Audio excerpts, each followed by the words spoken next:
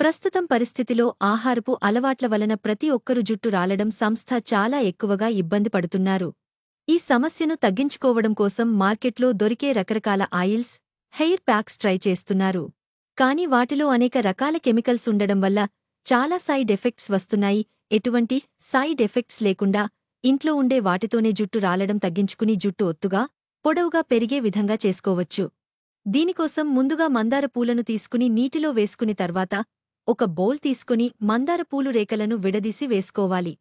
తర్వాత ఒక గులాబీ పువ్వు రేకలను కూడా వేసుకోవాలి. గులాబీ రేకులు వాసన కోసం మాత్రమే. గులాబీ రేకులు వద్దనుకున్నారు సన్నజాజి లేదా మల్లిపూలు కూడా వేసుకోవచ్చు. ఒక గ్లాస్ నీళ్లు వేసుకుని మెత్తగా చేతితో నలుపుకోవాలి లేదా మిక్సీ పట్టుకున్న పర్వాలేదు. ఫ్రెష్గా ఉండే మందార పూలు దొరకనివారు మందార పౌడరు కూడా ఉపయోగించుకోవచ్చు. ఈ మిశ్రమాన్ని వడకట్టుకుంటే జెల్లాంటి పదార్థం వస్తుంది. దీనిలో 2 విటమిన్ ఇ క్యాప్సిల్స్ వేసుకోవాలి.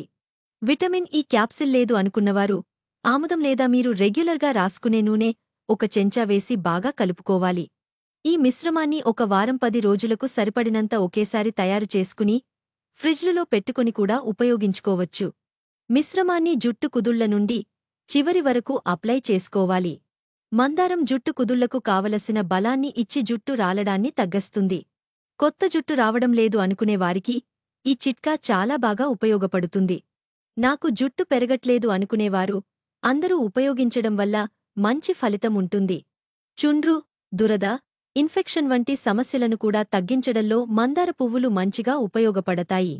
ఈ చిట్కాను వారానికి 1 లేదా 2 సార్లు ఉపయోగించడం వలన జుట్టు రాలడం తగ్గి జుట్టు ఒత్తుగా, పొడవుగా పెరుగుతుంది. కొంతమందికి జుట్టు పొడవుగా ఉంటుంది కానీ సన్నగా ఉంటుంది. అలాంటివారు కూడా దీన్ని ఉపయోగించడం వల్ల జుట్టు ఒత్తుగా తయారవుతుంది. ఈ మిశ్రమాన్ని జుట్టుకు అప్లై చేయడం వల్ల జుట్టు సిల్కీగా, షైనీగా తయారవుతుంది. మందార పువ్వులు జుట్టుకు కండిషనర్ లాగా ఉపయోగపడతాయి.